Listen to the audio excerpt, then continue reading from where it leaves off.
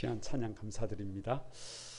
우리 같이 한번 인사를 나눕니다. 주님의 은혜가 여러분에게, 앞뒤 전후 좌우로 주님의 은혜가 여러분에게, 주님의 따뜻한 은혜가 여러분과 함께 하시기를 바랍니다. 가만히 저를 한번 주목해 보시기 바랍니다. 부모님들의 소원은 별것이 없습니다. 자식들이 잘 되는 것을 보는 것입니다. 할렐루야. 우리 민족의 소원은 꿈에도 동일입니다. 별것이 없습니다. 이사야를 지난 66장 오늘까지 길게 보고 왔는데, 이사야의 결론이 뭐냐? 이사야의 결론은 하나님의 소원이에요. 이사야를 통해서 우리에게 갖고 계시는 하나님의 소원이 뭘까? 여러분 1장부터 65장까지를 잊었다고 쳐요. 잊었다고 쳐. 그러나 어디는 잊으면 안 돼요. 왜요? 결론은 늘 마지막에 나옵니다. 마지막에 나와요. 거두절미하고 이사야 66장 23절을 한번 같이 읽어봅니다. 같이 한번 23절을 읽어봅니다. 시작.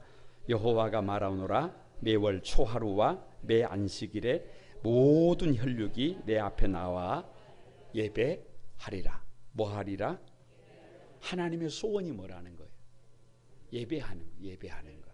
하루의 첫 시간을 예배로, 한 주간의 첫 시간을 예배로, 한 달 월삭, 한 달의 첫날을 뭘로? 예배로.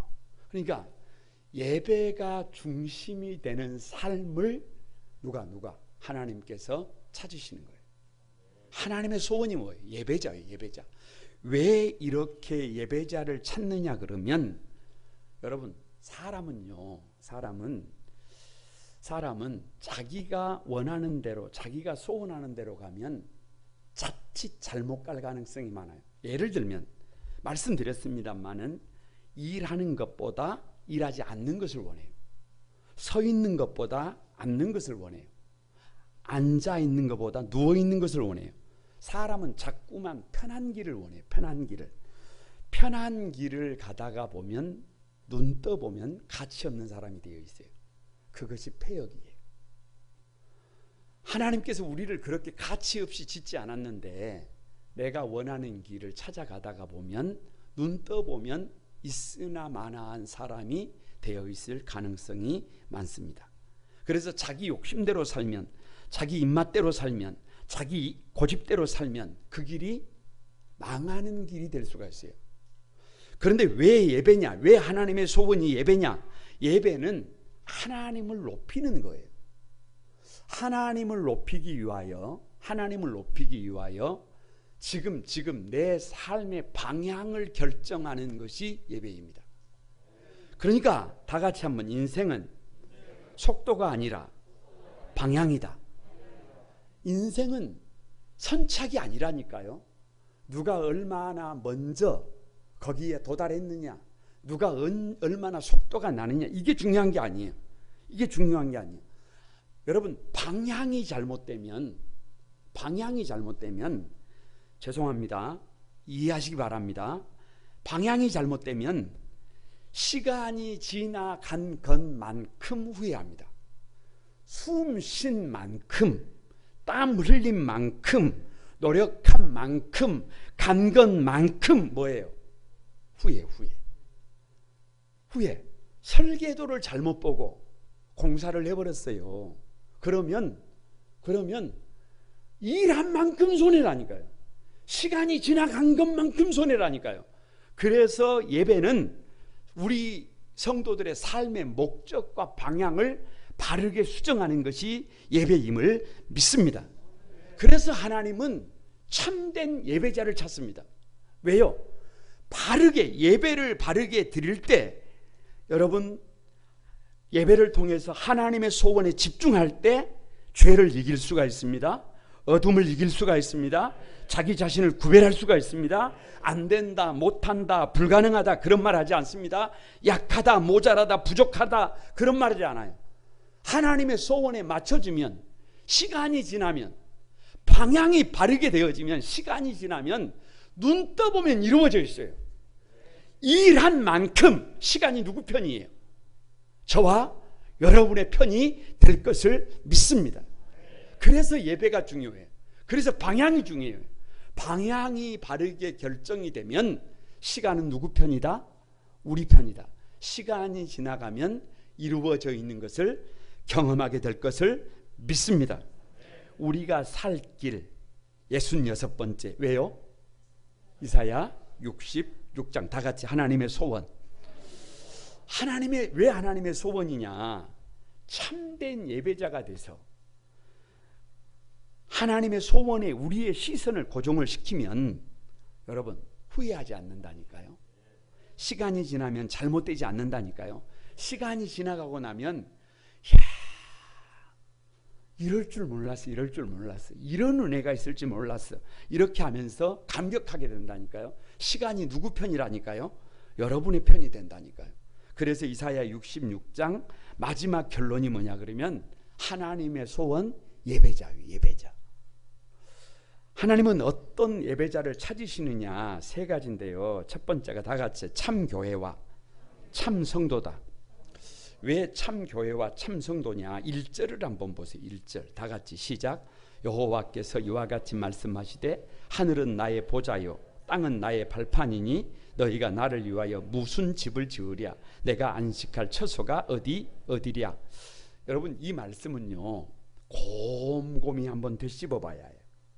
한번 생각을 좀 해봐야 해요. 왜냐 그러면 성경을 가만히 보면 하나님이 성전을 얼마나 성전에 마음이 있는지를 우리는 잘 알고 있어요. 예를 들면 다윗이 하나님의 성전을 건축한다고 했을 때 얼마나 하나님이 감격하셨으면 이렇게 하셨어요.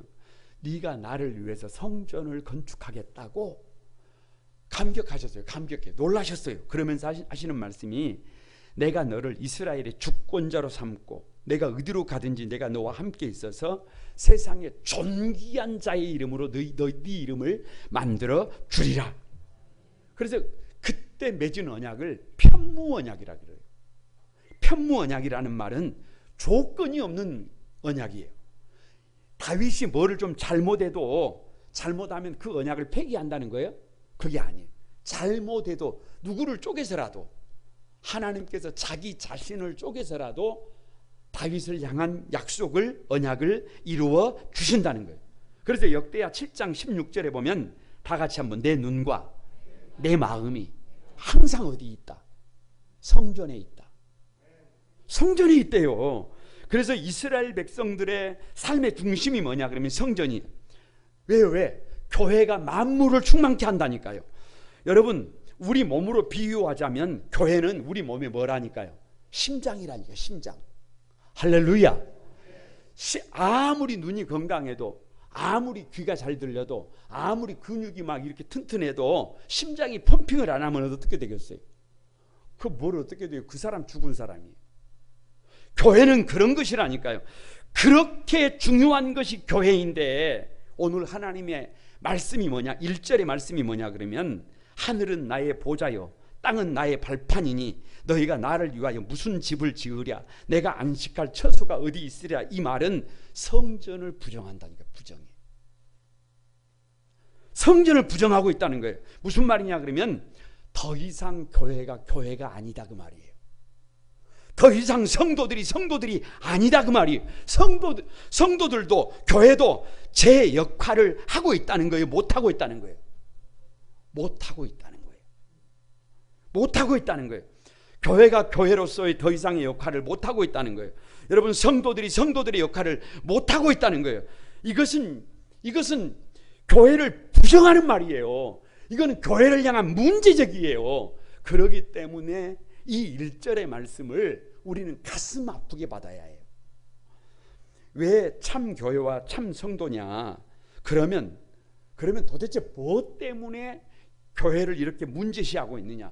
성도들을 문제시하고 있느냐? 2절을 보세요. 2절 다 같이 한번 시작. 나 여호와가 말하노라 내 손이 이 모든 것을 지었으므로 그들이 생겼느니라.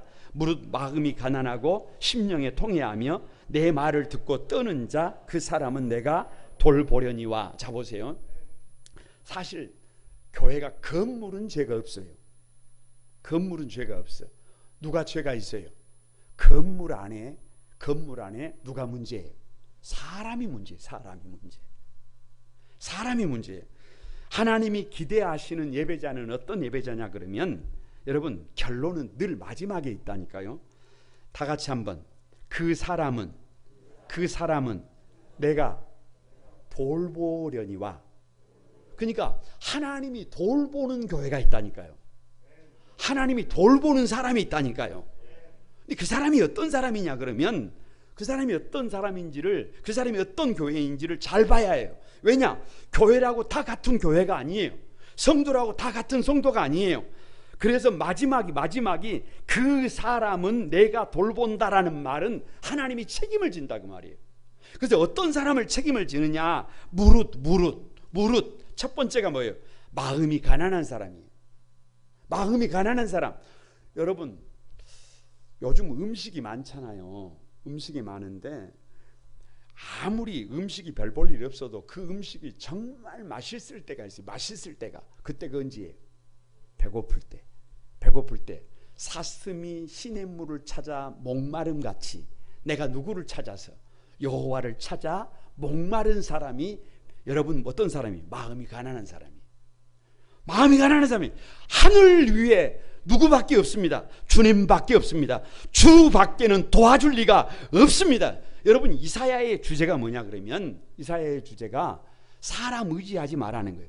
환경 의지하지 말라는 거예요. 하나님만 의지하는 거예요. 애굽도 의지하지 말고 바벨론도 의지하지 말고 아수르도 의지하지 말고 오직 누구만 의지하라는 거예요. 하나님만 의지하라는 거예요. 아니 우리의 인생에 돈이 답이다라고 하는 사람은 여러분 돈만 의지합니다. 환경이 답이다라고 하는 사람은 환경만 의지합니다. 그런데 마음이 가난해. 여기 마음이 가난한 사람은 그런데 가난한 게 아니에요. 누구에게? 예수님 한 분이면 족합니다라고 고백하고 그 하나님께 마음이 가난한 사람이에요.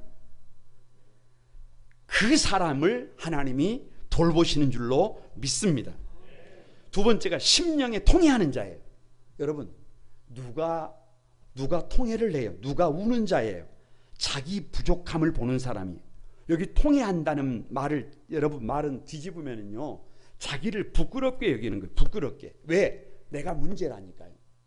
내가 자기 부족함을 보는 사람이에요. 그래서 아무리 생각을 해봐도 내가 문제고 내가 잘못을 했고 내가 죄인 중에 괴수해. 그래서 눈물이 고인 이 눈에 나 때문에 십자가에 못 박힌 주님이 보이는 사람. 그래서 나 때문이구나. 나 때문에 주님이 십자가를 주셨구나. 나 때문에 가족이 울고 있구나. 나 때문에 수많은 사람들이 예수님을 조롱하고 있구나. 나 때문에 교회가 소란스럽구나. 나 때문에 하나님의 영광이 드러나지 못하고 있구나. 그래서 우는 사람, 그래서 탄식하는 사람, 그래서 여러분 아파하는 사람, 그래서 죄송스럽게 생각하는 사람, 그래서 자신을 드러내지 않는 사람, 그래서 목소리를 낮추는 사람, 이것이 성도의 진정성이라는 겁니다. 이것이 성도의 절실함. 이런 사람들을 하나님이 어떻게 하신다는 거예요? 돌보신다는 거예요. 세 번째가 하나님의 말씀을 듣고 떠는 사람이 떠는 사람. 여러분은 좀 떠십니까? 여러분은 교회 와서 하나님의 말씀을 들을 때 좀 떨어요? 우리가 뭔 나이가 애들도 아니고 뭘 얼마나 떨겠어요. 그런데요 진짜 사람을 사랑하면 떨립니다. 진짜 사람을 존경하면 떨려요. 주님의 몸된 교회를 진짜로 사랑하면 가슴이 떨려요. 떨려. 이유 없어요. 무슨 말이냐 그러면 하나님 앞에서 이 떨림이 있어야 하나님의 말씀을 듣습니다. 이 떨림이 있어야 삶을 바꿉니다. 이 떨림이 있어야 삶이 여러분 달라져요. 그런데 이 떨림이 없이 예배하고 이 떨림이 없이 헌금하고 이 떨림이 없이 봉사만 하면 사람이 강팍해져요. 강팍해져. 이 떨림이 없이 리더가 되면 분쟁의 원인이 돼요. 이 떨림이 없이 사명자의 길을 걸어가면 지옥이에요, 지옥. 낯생이 아무것도 아니. 그래서 무엇보다 중요한 것이 뭐냐 그러면 하나님의 말씀을 듣고 그 말씀 앞에서 뭐 해야 해요? 떨어야 해요. 떨어야 해요. 떨어야 해요. 그 사람을 하나님이 돌보신다는 거예요. 그 사람이 진짜 교회고 그 사람이 진짜 성도임을 믿습니다. 그 사람이 진짜 예배자임을 믿습니다. 왜 참 교회와 참 성도냐? 3절을 한번 보세요. 3절 같이 한번 읽어봅니다. 시작. 소를 잡아 드리는 것은 살인함과 다름이 없이 하고 어린 양으로 제사 드리는 것은 개의 목을 꺾음과 다름이 없이 하며 드리는 예물은 돼지의 피와 다름이 없이 하고 분향하는 것은 우상을 찬송함과 다름이 없이 행하는 그들은 자기의 길을 택하며 그들의 마음은 가증한 것을 기뻐한즉. 결론은 항상 어디라고요? 마지막에. 그러니까 지금 하나님께서 성전을 부정하는 것 같은, 성도들을 부정하는 것 같은 문제 제기를 하는 것은 사실 이 3절 때문이에요. 3절 때문. 마지막이 뭐예요? 다 같이 그들은 무슨 길을 택해요? 자기의 길을 택합니다.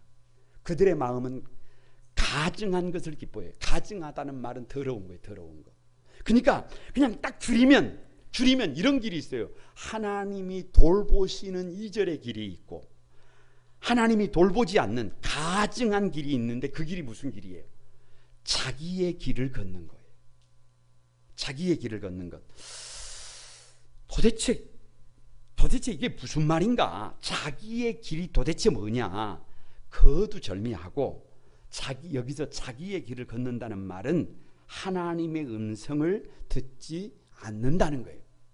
않는다는 거예요. 아니 여러분, 하나님의 음성을 듣기 싫어하는 사람이 어디가 있어요? 목사님, 하나님의 음성을 듣고 싶어요. 그런데 하나님은 나에게는 말씀을 하지 않으시는데요. 이렇게 말씀하십니까? 그 오해입니다. 그 진짜 오해예요. 왜 오해냐 그러면 하나님은 지금 이 시간에도 참 부족하지만 모자라지만 세워진 주의 종을 통해서 강단에서 여러분에게 말씀하고 있는 줄로 믿습니다. 그런데 그 말씀을 들어요, 안 들어요? 안 들어. 그 말씀을 왜요? 자기 욕심 때문에, 자기 고집 때문에, 자기 생각 때문에, 자기 목소리가 커요. 자기 생각과 다르기 때문에 끝까지 말씀을 거절하고 그냥 자기 길을 걷습니다. 이건 믿음이 아니에요. 이건 믿음이 아니에요. 꼭 기억해야 해요. 예배는 방향이라니까요. 방향. 예배는 방향이라니까요. 강단에서 선포되는 말씀을 통해서 자기의 길에서 나와서 하나님이 돌보는 길로, 하나님이 소원하는 길로 삶의 방향을 바꿔야 해. 그런데 자기의 길을 고집하면 걷는 것만큼 손해입니다. 가는 것만큼 손해입니다. 아멘. 숨을 쉬는 것만큼 손해입니다. 일하는 만큼 손해입니다. 움직이는 것만큼 손해입니다. 시간을 보낸 것만큼 손해입니다. 왜? 다시 원점으로 가야 해요. 그래서 말씀을 듣지 않고 소를 잡아들이는 것은 살인 그 이상도 이하도 아니에요. 오늘 그 말씀이에요. 그래서 말씀을 듣지 않고 어린 양으로 제사를 드리는 것은 개의 목을 꺾는 것 그 이상도 그 이하도 아니에요. 여러분, 개의 목을 꺾으면 돼야 안 돼요? 안 돼요. 안 돼. 제가 지금은 키우지 않습니다만은 진돗개를 키웠잖아요. 카니를 키웠잖아요. 에? 그런데 진돗개를 키우면서 발견한 게 있어요. 그게 뭐냐 그러면 진돗개는 장을 다스려요. 먹을 것만큼만 먹습니다. 그리고 절대로 대소변을 아무데나 두지 않아요. 사람보다 영특해요. 그런 부분에서는. 여러분, 거기다가요, 명령하면 진돗개는 명령하면 어떻게 해요? 들어요. 그런 진돗개를 목을 꺾으면 된다, 안 된다? 안 된다. 그러니까 말씀을 듣지 않고 어린 양으로 제사를 드리는 것은 개의 목을 꺾는 거라니까요. 개의 목을 꺾는 게 문제가 아니라 말씀을 듣지 않는 그것이 그렇게 문제라 그 말이에요. 말씀을 듣지 않고 드리는 예물은 돼지의 피 그 이상도 그 이하도 아니다. 이건 심각한 말씀이에요. 여러분, 말씀을 듣지 않고 분향하는 것, 분향이 기도예요. 기도.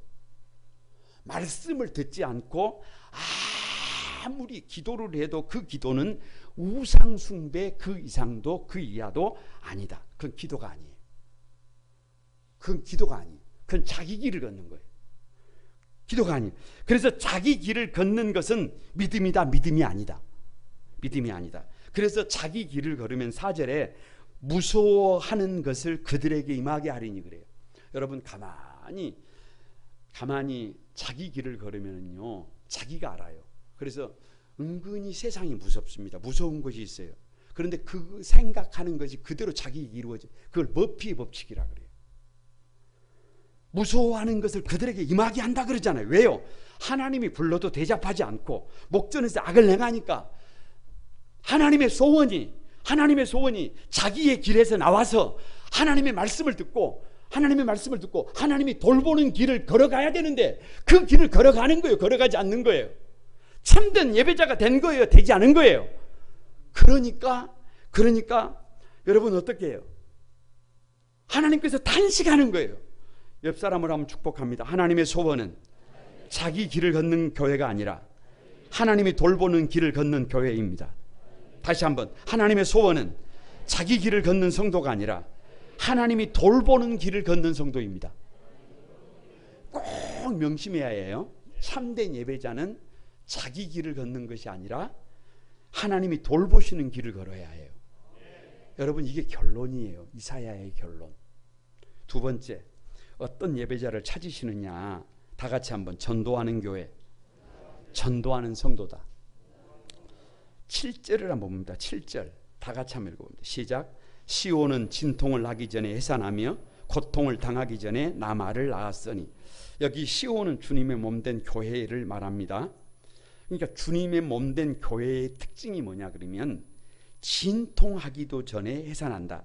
고통을 당하기 전에도 남자아이를 낳는다.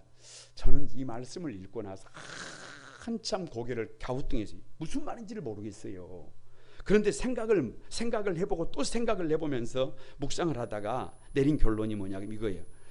진통을 하기 전에 아이를 낳을 수 있느냐? 안 돼요. 안 돼. 이건 불가능해요. 절대 불가. 이건 안 되는 일이. 그럴 수 없어요. 아이를 낳으려면 빈부귀천을 물어나고 어떻게 해야 해요? 배가 어떻게 해야 해요? 아파요. 여러분, 출산의 고통이 인간이 겪을 수 있는 3대 고통 중에 1번이 뭐예요? 1번이. 그걸 뭐라고 해요? 출산이라니까. 그러니까 여러분, 옛날에는요, 출산을 하러 들어가는 산모가요, 아기를 출산하러 들어가려면 신발을 딱 벗어놓고 한번 보고 갔다니까요. 왜? 과연 아이를 출산하고 나와서 저 신발을 다시 신을 수 있을까 하고 보고 눈물 흘리고 들어가서 어떻게 했어요? 이렇게 아기를 낳았어요. 그런데 그 아픔이 얼마나 크냐 그러면 출산하는 산모들에게 허락된 것이잖아요. 허락된 것이 딱 한 번, 그때만 허락이 돼요. 다른 때는 허락이 안 돼요. 언제? 뭐냐? 남편의 머리를 잡아도 상관이 없어요. 심지어는 그 곁에 시어머니가 와 있어도 뭐를 잡아도 돼? 머리를 잡아도 용납이 돼. 왜요? 왜? 아프기 때문에 그래요. 그 진통이 크기 때문에 그래요. 여러분, 그렇게 그만큼 힘든 것이, 그만큼 고통스러운 것이 뭐예요? 출산의 고통이에요. 해산의 고통이에요. 그런데 그 진통이 임하기 전에 해산한다는 말이 도대체 뭐예요? 여러분, 그 진통, 그 해산의 고통이 아이만 낳을 수 있다면, 아이만 출산할 수 있다면, 내 아들, 내 딸만 낳을 수 있다면 다 같이 그 진통, 그 까이 거 아무것도 아니다. 죽어도 좋다. 그게 교회예요. 그게 성도예요. 목숨이 끊어지는 진통을 겪는다고 해도 나는 그 길을 가겠다. 내 생명과 바꾼다고 해도 나는 출산을 한다. 출산을 하지 않는다. 출산을 한다. 그게 교회예요. 그게 성도라는 거예요. 더욱이 고통을 당하기 전에 남아를 낳을 수 있다. 여기 남아라고 하는 말은 아들, 딸이라고 하기보다는 가문을 잇는다는 말이에요.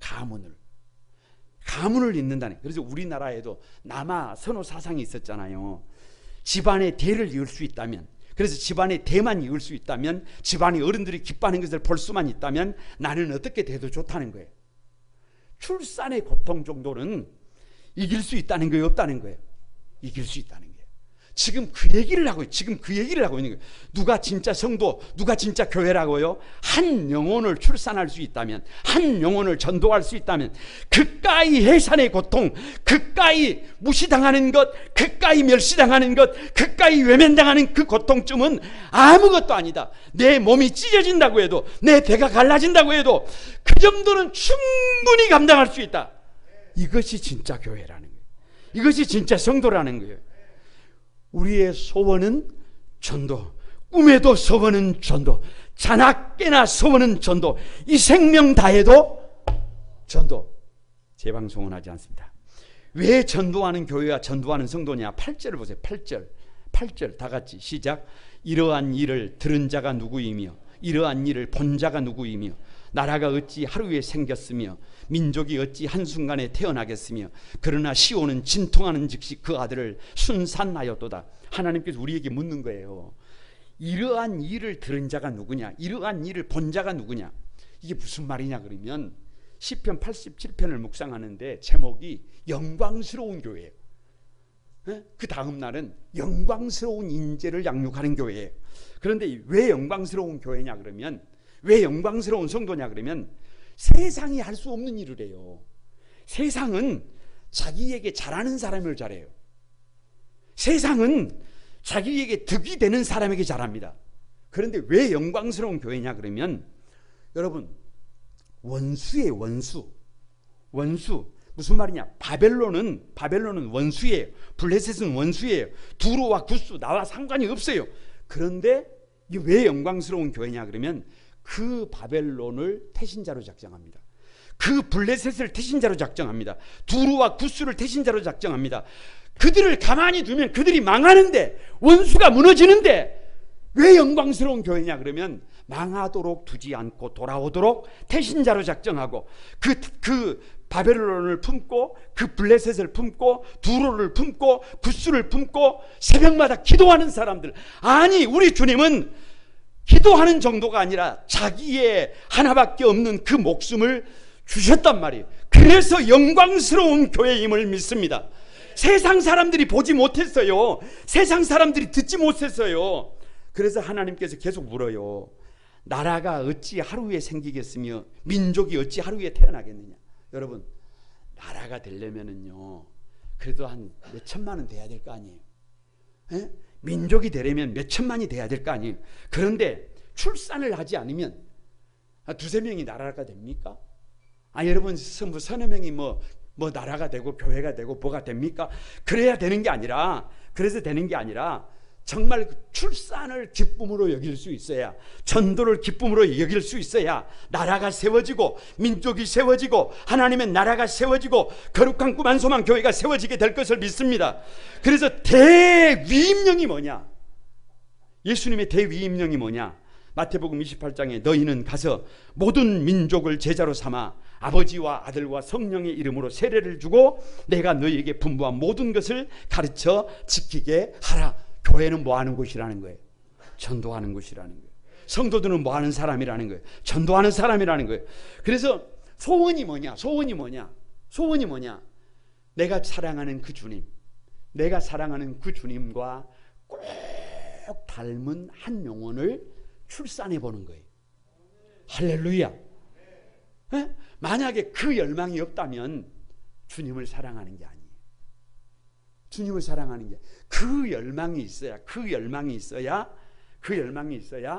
여러분 참된 예배자예요. 아니, 주님의 소원이 그런 예배자를 찾고 있는 줄로 믿습니다. 왜 전도하는 교회와 전도하는 성도냐? 9절 한번 보세요. 9절 다 같이 한번 읽어봅니다. 시작. 여호와께서 이르시되 내가 아이를 갖도록 하였은즉 해산하게 하지 아니하겠느냐? 내 하나님이 이르시되 나와 해산하게 하는 이인즉 어찌 태를 닫겠느냐 하시니라. 자 보세요. 그냥 거두절미하고 누가 아이를 갖도록 하셨다는 거예요. 하나님이 신랑 되신 하나님께서 신부된 주님의 몸된 교회에 뭐를 하게 하셨다는 거예요? 한 영혼을 작정하게 하셨다는 거예요. 할렐루야. 여러분 참 비밀이 있어요.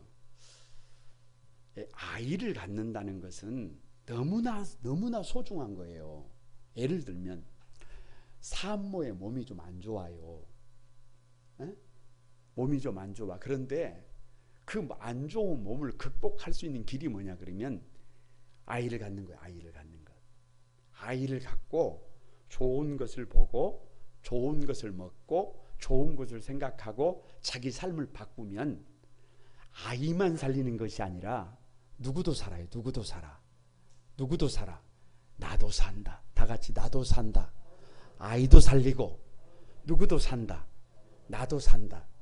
그래서 하나님께서 뭐를 갖게 하시는 거예요? 임신케 하신 줄로 믿습니다. 임신한 아이는 때가 되면 뭐한다?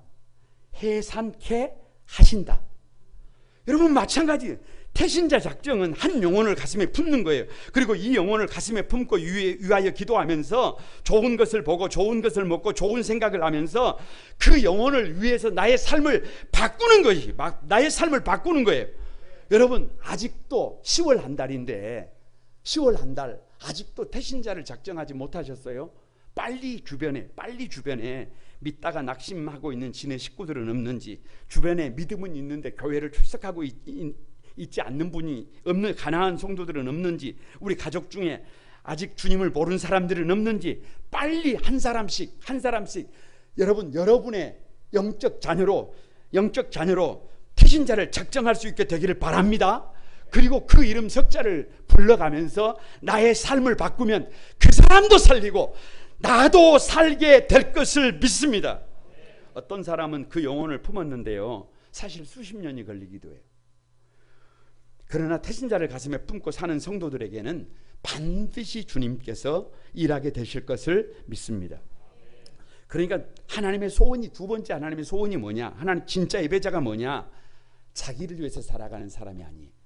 한 영혼을 가슴에 품고 그 영혼을 전도하기 위해서 가만히 거기에 초점을 맞추고 살아갈 때 그 영혼도 살리고 나도 사는 사람이 진짜 예배자임을 믿습니다. 옆 사람을 한번 축복합니다. 하나님의 소원은 전도하는 교회입니다. 하나님의 소원은 전도하는 성도입니다. 그 전도하는 성도가 여러분이 되시기를 바랍니다. 거기에 기적이 일어납니다. 어떤 예배자를 찾으시느냐? 세 번째가 다 같이 기뻐하는 교회, 기뻐하는 성도다. 10절을 한번 보세요. 10절. 여러분 10절 다 같이 한번 읽어봅니다. 시작. 예루살렘을 사랑하는 자들이여 다 그 성읍과 함께 기뻐하라. 다 그 성읍과 함께 즐거워하라. 그 성을 위하여 슬퍼하는 자들이여 다 그의 성의 기쁨으로 말미암아 그 성과 함께 뭐하라? 기뻐하라. 그러니까 하나님이 찾는 예배자, 하나님의 소원이 뭐냐 그러면 별거 없어요. 함께 기뻐하는 거예요. 누구와 함께? 주님의 몸된 교회와 함께. 여러분 보세요. 교회의 머리는 예수 그리스도예요. 우리는 그분의 몸이 지체예요. 그래서 머리가 기뻐하면 누구도 기뻐하는 거예요. 몸도 기뻐해야 해요. 몸도 기뻐해야 해요. 우리는 이렇게 고백하고 사는 사람입니다. 영 아무것도 가진 것이 없어요. 아무것도 가진 것이 없어요. 그런데 더하기 1 예수님을 가졌어요. 예수님을 모셨어요. 그러면 숫자가 몇이 되는 거예요? 100이 됩니다. 100이. 다 가진 거예요. 다 가진 거예요. 예수 나의 기쁨. 아멘 할렐루야. 아멘 할렐루야. 아멘 아멘 아멘. 다시 한번. 예수 나의 전부. 아멘 할렐루야. 아멘 할렐루야. 눈을 크기도. 아멘 아멘 아멘 할렐루야. 99가지를 가졌어요. 99가지. 돈도 있고 건강도 있고 전부 다 가졌어요. 그런데 누가 없어요? 예수님이 없어요. 그러면 몇이에요?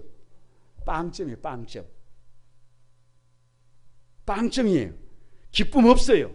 만유 되시는 주님을 모셔야 이 수월 이 지옥 같은 이 마음에, 밑빠진 구멍 같은 이 마음에 만유 되시는 주님을 모셔야 여기에 기쁨이 솟아올라요. 기쁨이 솟아올라요. 그런데 여러분, 주님의 몸된 교회와 함께 기뻐하지를 못한다? 문제가 있는 거예요. 문제가 있는 거예요. 팩트 체크를 해보겠습니다. 주님의 몸된 교회가 새 생전을 건축했어요. 1번 기쁘다, 2번 기분이 나쁘다. 그럼 뭐들어 물어봐. 혹여 기쁘지 않는 사람은 좀 이상한 사람이에요.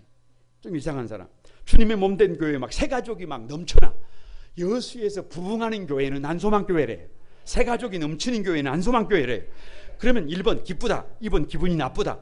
이걸 뭐들어 물어봐. 이걸 뭐들어 물어봐.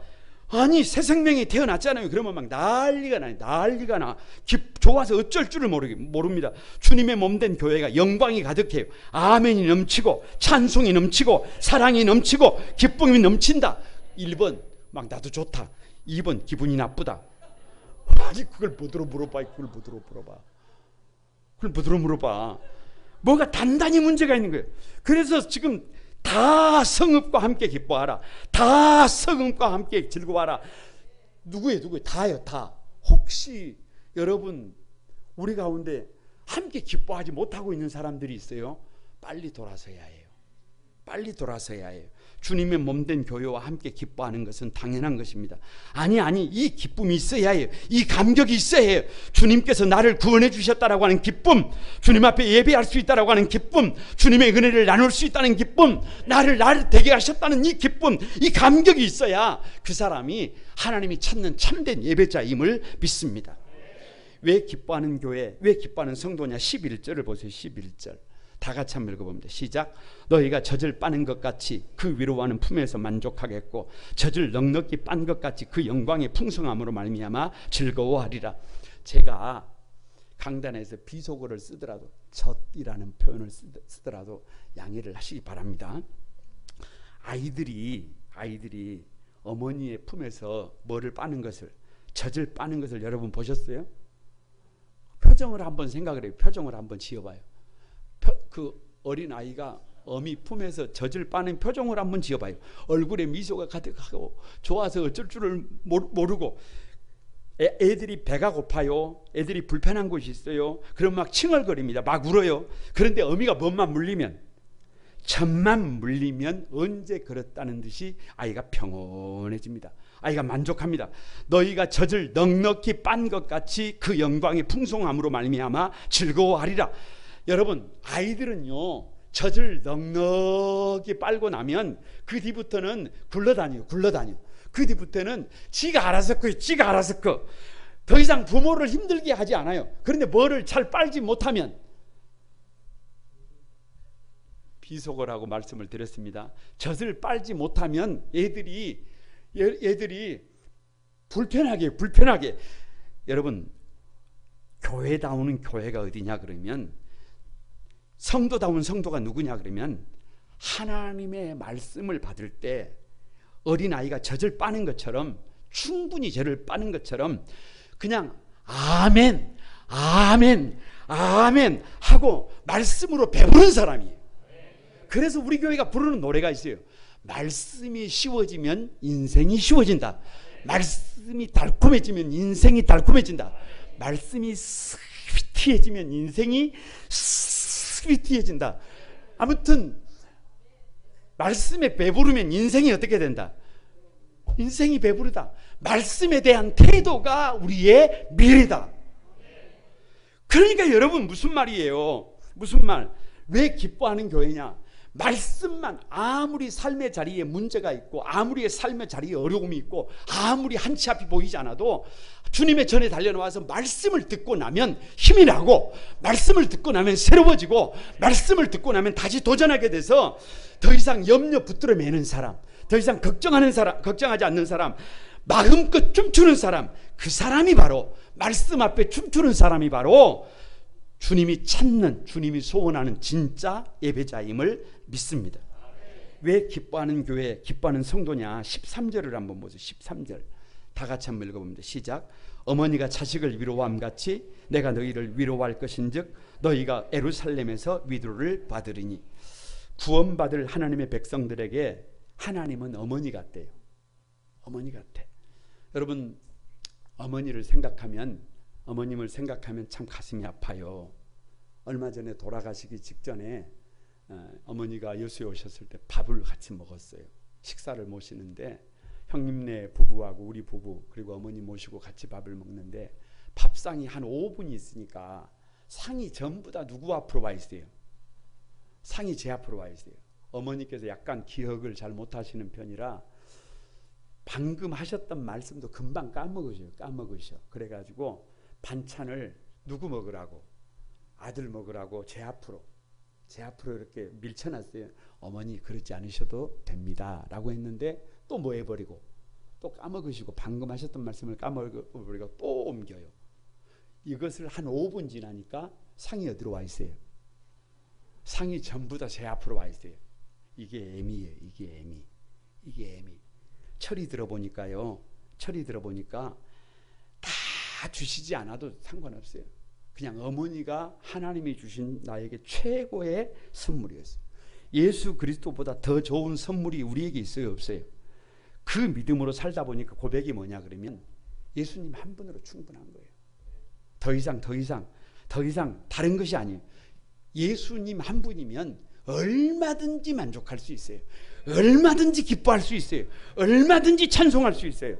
그런데 이사야 66장 결론은요, 이스라엘 백성들이 그러지 못했어요.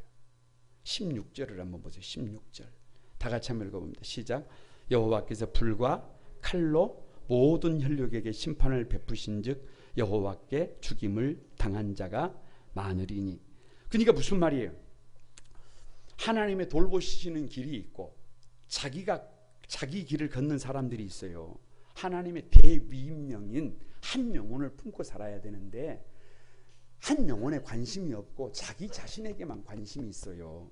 그것뿐만 아니라 함께 기뻐해야 되는데 전혀 그런 삶을 살지 못하는 거예요. 그 결과가 뭐라는 거예요? 24절을 딱 한마디로 정의하면 거기가 지옥이다 그 말이에요. 여러분, 우리 가정이 지옥이 되면 안 돼요. 우리 교회가 지옥이 되면 안 돼요. 그들이 나가서 내게 패역한 자들의 시체들을 볼 것이라. 그 벌레가 죽지 아니하며 그 불이 꺼지지 아니하며 모든 혈육에게 가증함이 되리라. 나를 보고 다른 사람들이 저 사람은 더러운 사람이다, 이런 말을 우리가 들어서는 안 됩니다. 하나님의 소원이 그런 삶을 사는 게 아니에요. 하나님의 소원은 저와 여러분이 참 교회, 참 성도, 할렐루야, 정말로 한 영혼을 천하보다 귀중히 여기는 성도, 그래서 주님과 함께 주님의 몸된 교회와 함께 기뻐하는 성도들임을 믿습니다. 그 주인공들이 여러분이 되시기를 주님의 이름으로 축복합니다. 우리 찬양 한 곡 같이 드립니다. 주의 아름다움은, 이 찬양 같이 드립니다.